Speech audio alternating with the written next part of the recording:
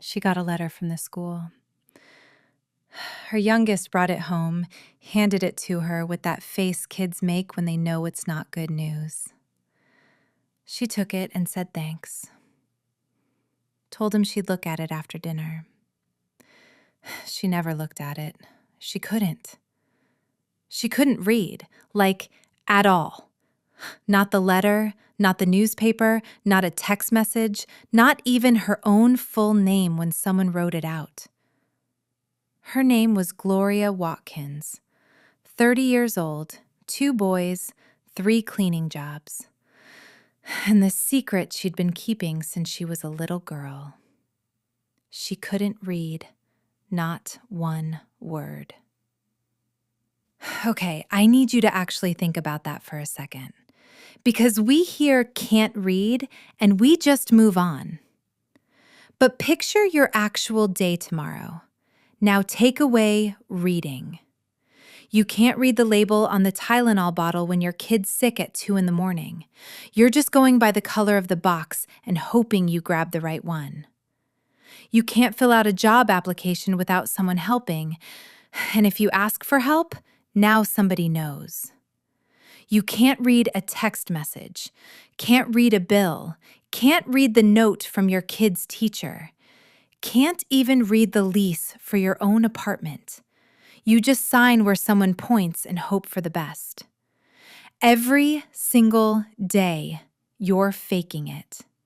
Holding papers the right way, nodding at the right time, saying, "I'll go over this later," like you're busy, not like you literally cannot process what's on the page.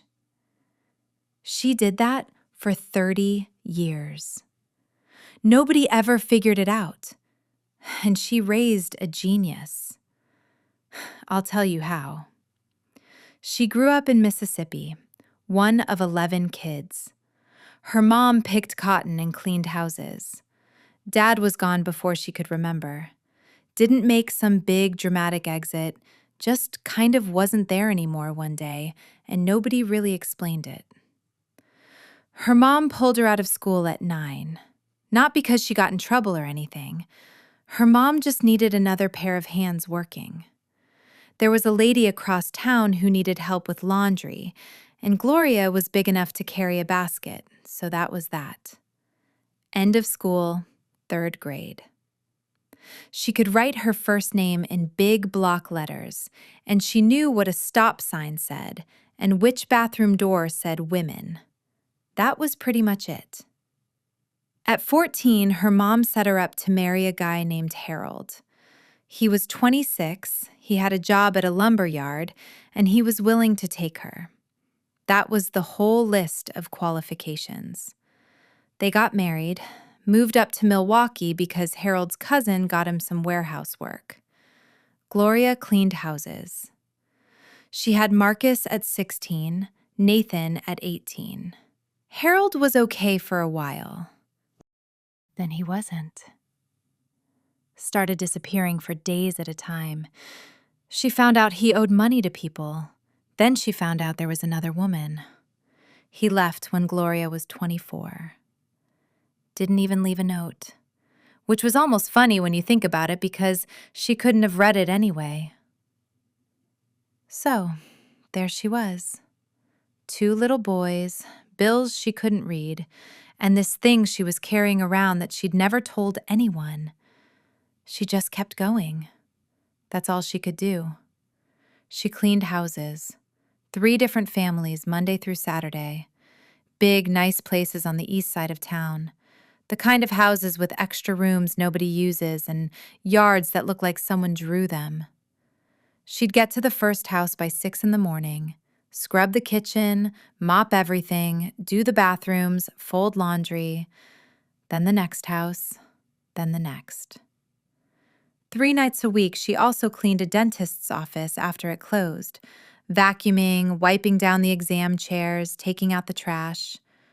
She'd finish around 10, ride the bus home, be in bed by 11 if the bus showed up on time. It didn't always. Sundays, she rested. Sort of. But here's the thing that actually matters. She noticed stuff in those houses. Not valuables or anything. She noticed how those families lived. She noticed the kids all did homework at the table every night. She noticed the TV was off during dinner. She noticed bookshelves in the kids' bedrooms, not the kind that are just there for looks, but actual used bookshelves, pages folded, spines cracked. She noticed how those parents talked to their kids, like they expected something from them.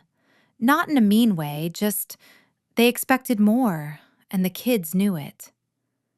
And she noticed how quiet those houses were.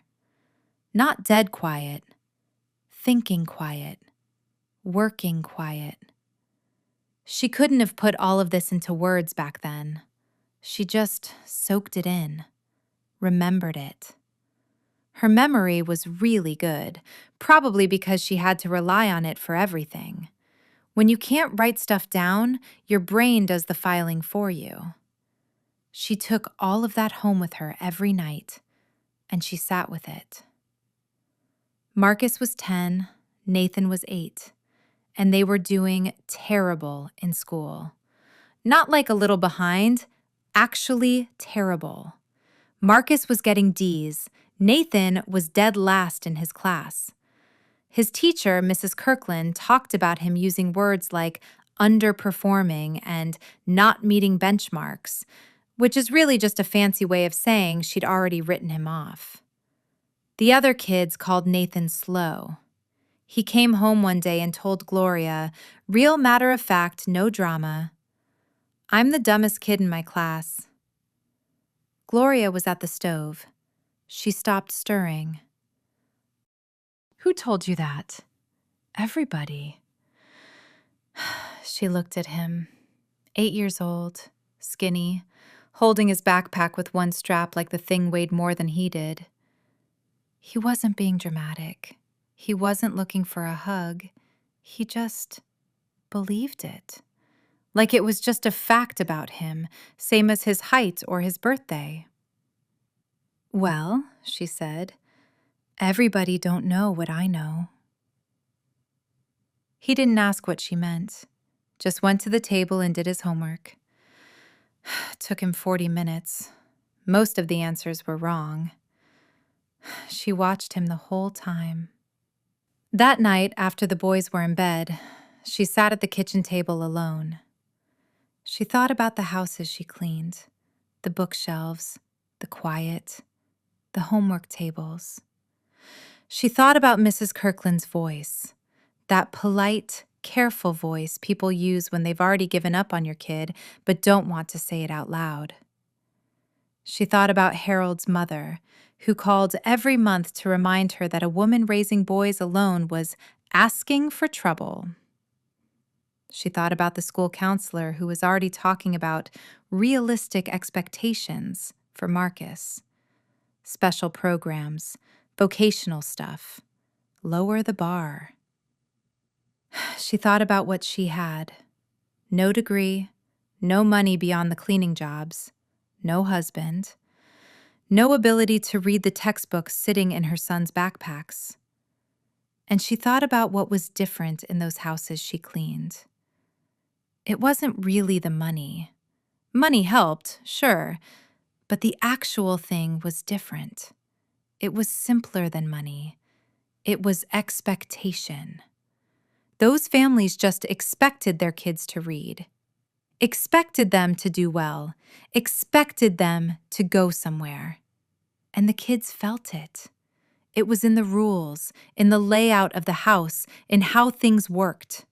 TV off, books out, homework first. That was just how it was. Gloria couldn't give her boys a tutor or a private school or help with their homework. She couldn't read their textbooks. That wasn't going to change. But she could set the rules. She could build the frame around it. So that Saturday morning, she did. Marcus and Nathan were at the table, cereal half-eaten, cartoons blasting in the other room. "Turn the TV off," she said. Marcus looked up. "It's Saturday." I heard you. Turn it off. He got up and turned it off. Something about her voice. She sat down across from them. She had this look they'd never seen before. Not angry, not upset, just locked in. Like something had been decided and they were just now finding out about it. Here's how things are going to work from now on, she said. Every week, you're each going to go to the library and pick 2 books. Nothing. You're going to read them all the way through, and then you're going to write me a report on each one. What it was about, what you learned from it, what you thought about it. And then you're going to give it to me, and I'm going to go through it. 2 books, Marcus said. Every single week? Every single week. What about TV? 2 shows a week, that's it. The rest of the time, you read. What if the book's really boring? Then you write about why it's boring.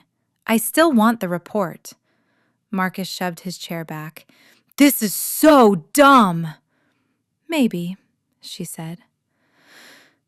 Do it anyway. First week was rough.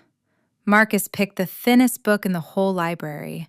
Some book about snakes that was like 40 pages, half of them pictures. His report was 3 sentences. This book is about snakes. Snakes eat mice. Some snakes are poison.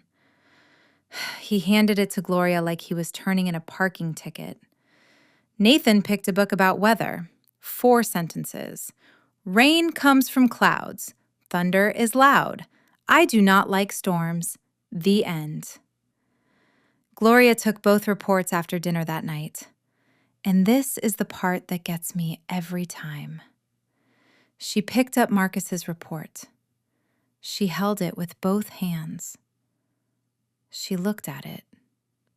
She moved her eyes across the page real slow, the way you do when you're reading something carefully.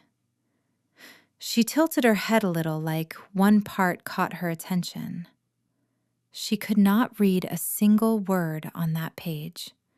Not snakes, not mice, not her son's name at the top.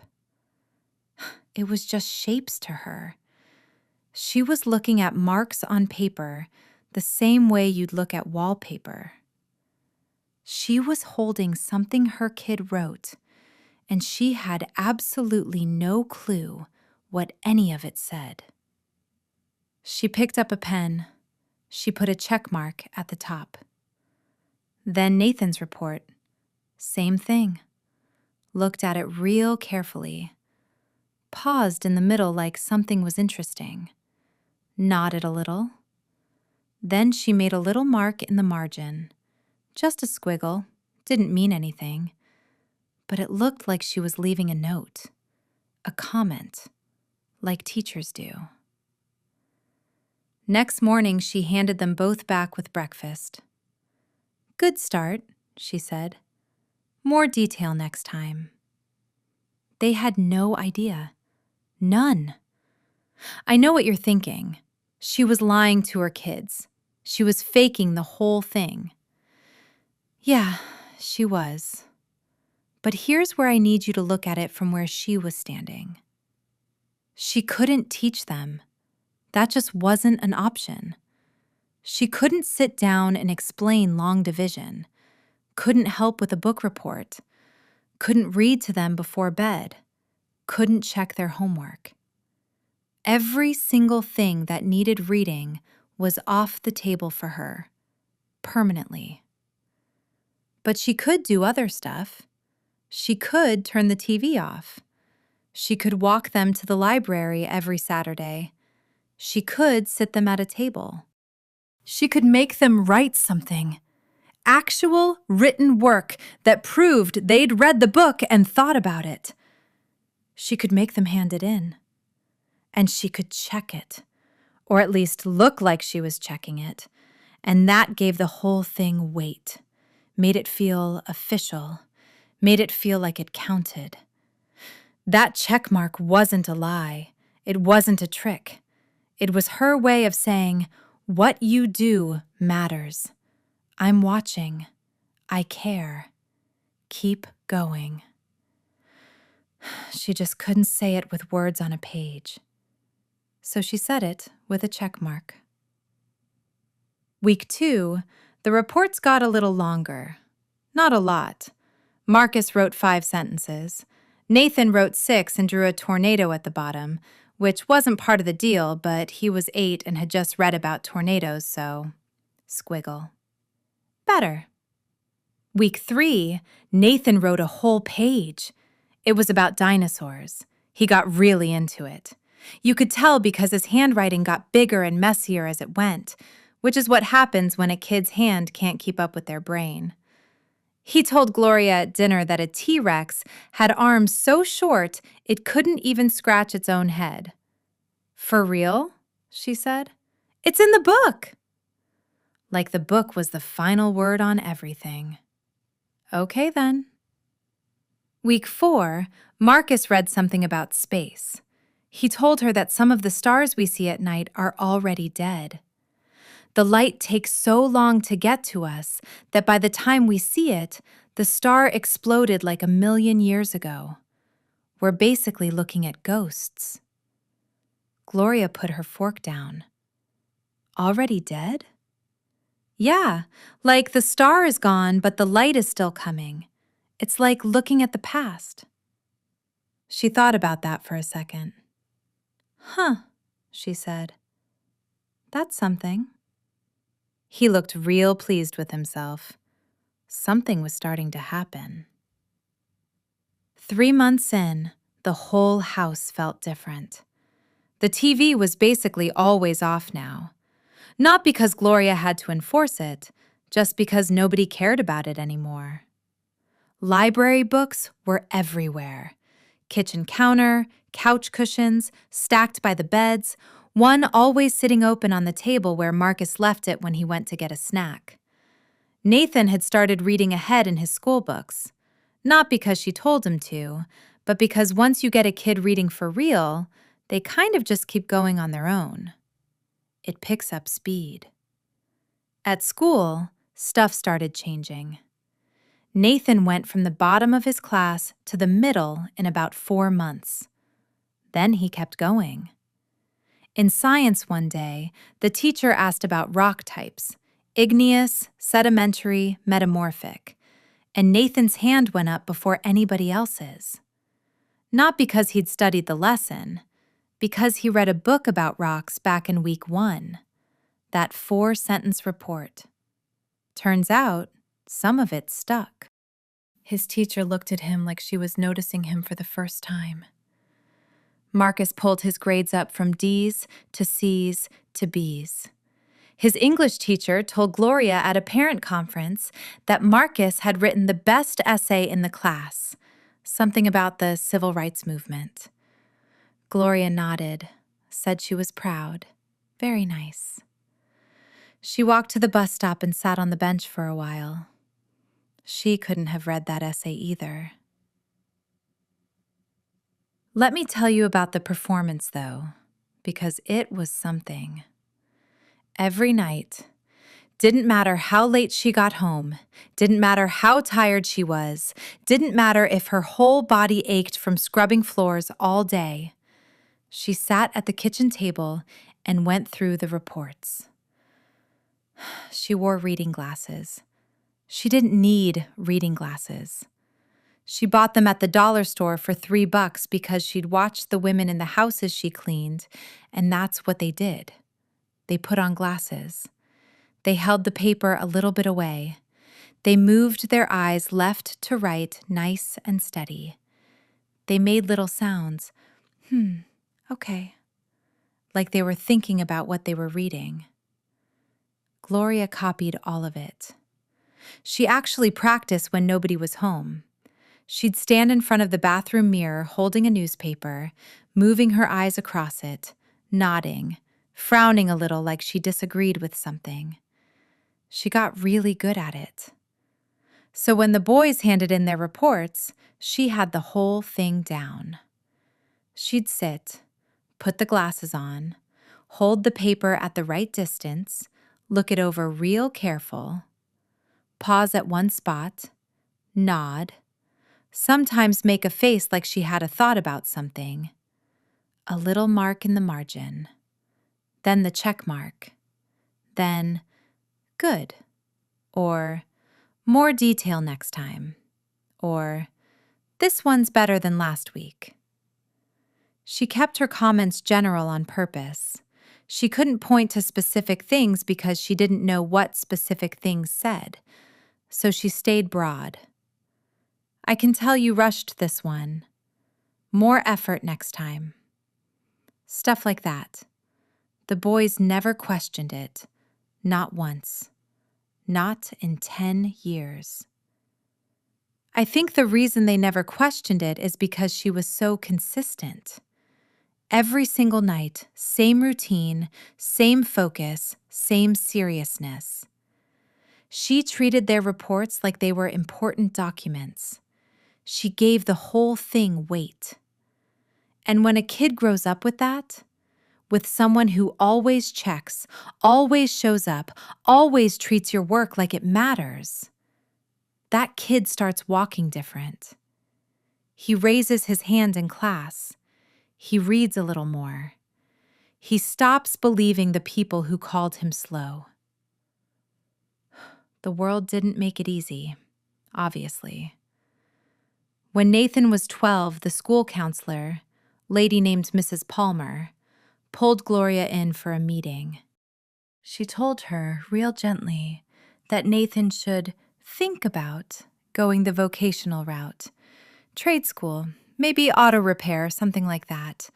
His test scores were getting better, sure, but the college track was really competitive and, given his home situation. Gloria just looked at her. What home situation? Well, single-parent household, limited resources. His home situation is 2 books a week for 4 years. That's his situation. Mrs. Palmer didn't really have anything to say to that. Gloria didn't sign the vocational form. She didn't tell Nathan about that meeting for years. Harold's mother called every few months. She'd ask about the boys in that tone. You know the tone, where it sounds like concern, but it's really just judging. Were they staying out of trouble? Had Gloria thought about sending them to Harold's brother in St. Louis, who had a proper house and a wife? They have a house, Gloria said. They live in it. Gloria, I'm just saying. I know what you're saying. No.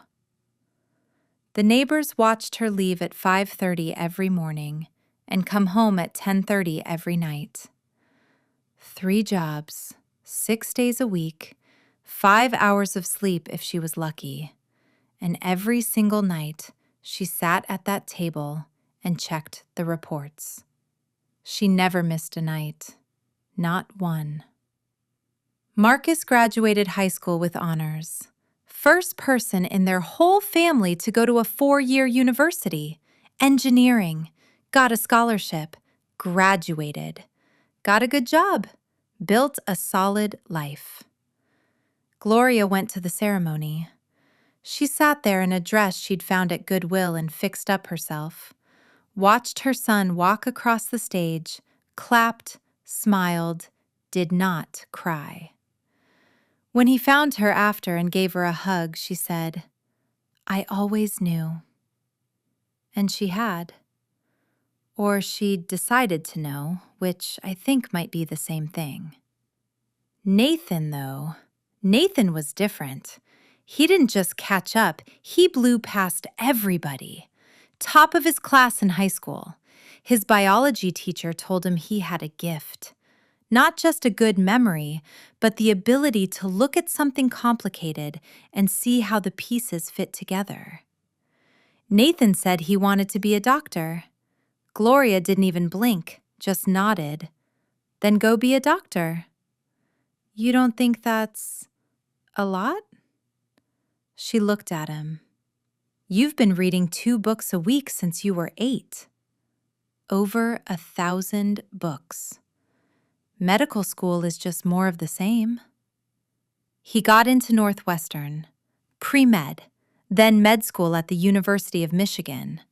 He ended up specializing in neurosurgery, pediatric neurosurgery, meaning he operated on kids' brains. The most high-pressure, high-stakes work in medicine. When he was 31, he took on a case that nobody else would touch.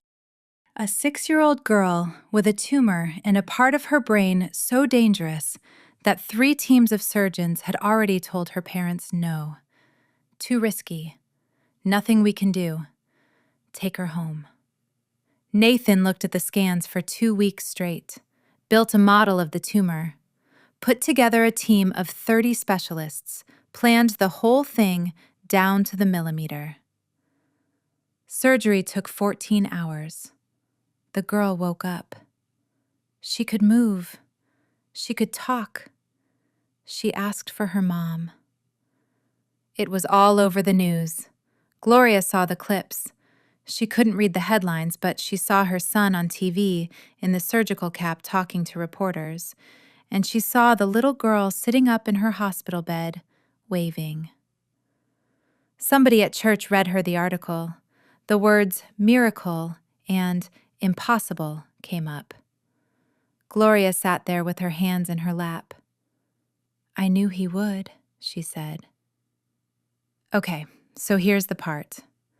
Nathan found out. He was 34, already famous, already saving lives.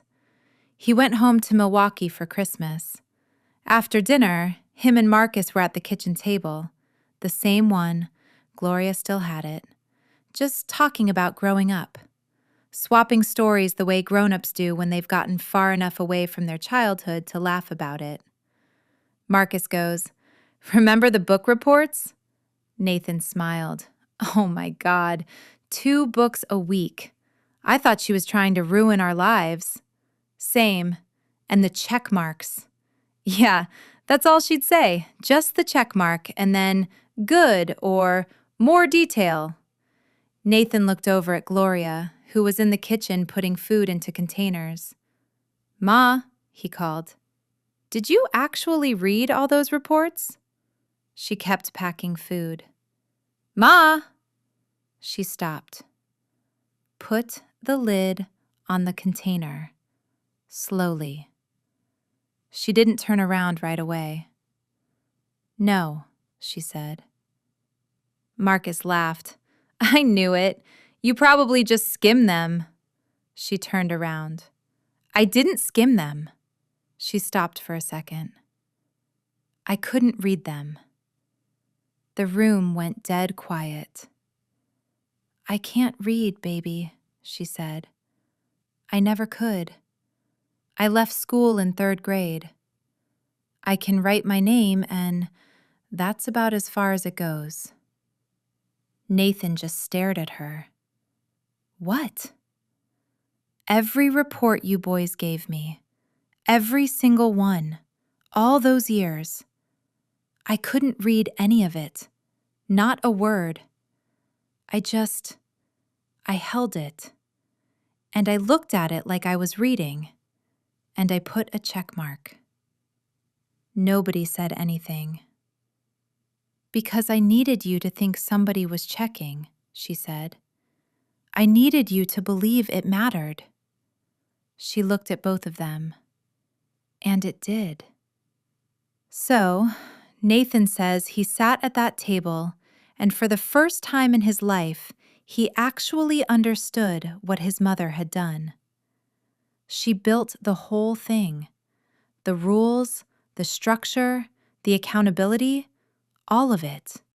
She built this whole system around learning, and she couldn't participate in any of it. She built the house and never went inside. She held the blueprints upside down and the thing still stood. She got up every day at 5:30 and cleaned other people's houses and cleaned offices and cleaned dental chairs, and then came home and put on $3 reading glasses and sat at a kitchen table and pretended to read reports she couldn't understand. Because somewhere, deep in her, she just believed, with everything she had, that her boys had something in them that the world wasn't seeing yet. Not because their grades proved it, not because their teachers agreed, not because anybody encouraged her, not because Harold stuck around. She just decided. And the structure, the check mark, the expectation, the showing up every night, that turned out to be the only thing that actually made a difference. Not the reading, not the teaching, just the believing. Gloria learned to read at 61. She signed up for an adult literacy class at a community center. 18 other people in the room. Truck drivers, grandmothers, a guy who'd been running his own landscaping business for 20 years and never told anybody he couldn't read invoices. Gloria sat in the front row with a Dollar Tree notebook and learned the alphabet from scratch. Her teacher was a 24-year-old volunteer named Jasmine, who had no idea who Gloria's son was. She just knew this lady showed up early every time, stayed late, and practiced her letters on napkins at home. After about a year, Gloria could read a newspaper. After 2 years, she read her first book. Something she grabbed off the community center shelf, a novel about a woman starting over. She thought it was too neat. Didn't like how everything worked out perfectly at the end. She preferred real life, which doesn't do that. But that wasn't the book that mattered. The one that mattered was in a shoebox in her closet. She'd saved every book report her boys ever wrote. Every single one. Over 400 of them. She'd kept them in order. Not by dates because she couldn't read dates, but by stacking them week by week. The pile itself was the calendar. One night she pulled the box out, sat on the bed, opened it, pulled out the one from the very top, Nathan's first report, the one about weather. Rain comes from clouds, thunder is loud. I do not like storms. The end. She read it for the first time at 63 years old. 4 sentences. 3rd grade handwriting, big and shaky. She read the next one. And the next. She read every single one over the next few weeks. Some made her laugh. Some were honestly pretty bad. She could see that now, reading them for real, which she couldn't before. Some of them surprised her. Nathan's reports got longer and sharper as the years went on. By middle school, he was writing real arguments, asking real questions, stuff she wished she could have talked to him about back then. She put them all back in the box, put the lid on. She was sitting on the bed in the same apartment she'd lived in for almost 30 years, reading her boys' childhoods for the first time. She sat there for a good while. Nathan got her a nicer place to live. Not fancy, she wasn't having any of that, but better. Good kitchen, better light, a reading lamp by the bed. That last one mattered. She read every night now, history mostly, biographies. She liked books about people who had nothing and built something, not the smooth kinds that wrap everything up with a nice lesson, the real ones that tell you how hard it actually was. She liked the details. She liked knowing she wasn't the only one. They had dinner together when Nathan could make it, talked about things they'd never talked about before. Normal stuff, the news, a book she was reading, a patient he was thinking about. The kind of conversation that happens when people have been through something together. One time, Marcus told a story about a guy at work whose kids were doing bad in school. The guy had no idea what to do. "Tell him to turn the TV off," Gloria said. Marcus grinned. "And 2 books a week. What about the reports?" "Oh, definitely the reports." "Even if he can't read them?" She paused for a second. Especially if he can't read them. There's one thing Nathan talks about sometimes. He's told it twice that anyone knows of, once at a medical thing, once to a group of young doctors. He tells it the same way both times, no extra stuff, straight facts. He's 7 years old, Tuesday night. He's standing in the hallway right outside the kitchen, looking in. Gloria doesn't know he's there. She's at the table, the lamp is on. She has his book report in her hands. She's got her reading glasses on. She's looking at the page, eyes tracking left to right, pausing, going back, the way you read when you're really paying attention. She nods a little, like something he wrote connected with her. She picks up the pen, check mark at the top, a little mark in the margin. He's watching this, and what he's thinking is, my work matters. Somebody read it. Somebody cared. He goes to school the next day and raises his hand in class for the first time. He doesn't know, won't know for 27 more years, that she wasn't reading. Her eyes were moving, but they weren't processing words. The glasses didn't have a prescription. The check mark was real. The margin note was a squiggle that didn't mean anything. But the love was real. That's what he saw through that doorway. Not somebody reading, somebody loving. And it turns out that's enough. A kid seeing someone believe in their work, really believe in it, show up for it every night, treat it like it matters, even when that person can't actually read a single word of it. Even when the whole system runs on check marks and acting and 3 jobs and no sleep and this stubborn refusal to accept what everybody keeps saying about your kids, it turns out that's enough. More than enough. I think about Gloria a lot. Not the big stuff. Not the surgery or the news coverage or the moment she told them the truth. I think about the random Tuesday nights, the ones nobody saw.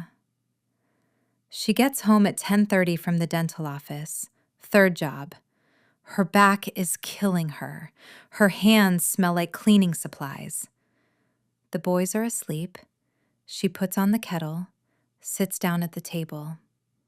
The reports are there, waiting for her. She picks one up, holds it, looks at it. She can't read a word, but she looks at how much of the page is filled, looks at the handwriting. Is it neat or sloppy? Is there more this week than last week? She can't read it, but she can see effort. She can feel it. Check mark. Next one. Check mark. She finishes her tea, turns off the light, sets the alarm for 5:30. Does the same thing tomorrow, and the day after that, for years. Because she decided, not hoped, not wished, didn't pray about it, she decided that her boys were going to be something. Not because any test said so, not because any teacher agreed, not because anybody in her life backed her up. She decided.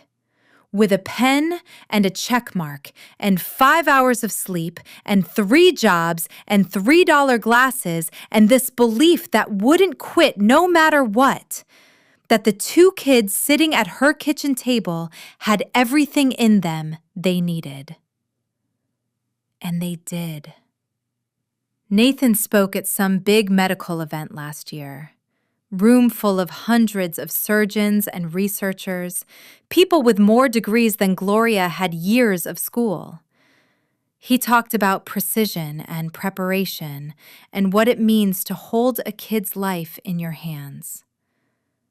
Then at the end, he said, "The most important thing I ever learned about medicine, about any work, really. I learned from a woman who never made it past 3rd grade. She taught me you don't have to understand something to believe in someone. You don't have to have the answers to ask the right questions. You just have to show up every night with a check mark. He stopped for a second.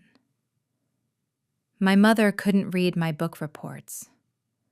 She checked them anyway. For 10 years, she never missed one. And every check mark said the same thing. He looked out at the room. It said, "I see you." "I believe you. Now show me what you got." Gloria's still around. She's 78. She reads every day now. History, the newspaper, biographies. She wears reading glasses, the same cheap kind from the dollar store, except now she actually needs them because her eyes finally caught up. The shoebox is still in her closet. Every report, every check mark. She doesn't make a big deal out of any of it. People ask her about it and she just says, "I did what any mother would do." And maybe that's true. Maybe any mother would do the same thing. But most mothers can read. Gloria couldn't. And she showed up anyway, every single night, with a check mark and a cup of tea and a belief so stubborn it built a surgeon. You don't need to be perfect to change somebody's life. You don't need all the answers. You don't even need to know how to read. You just have to show up and believe and check the work, even if you can't read a word of it. Check mark.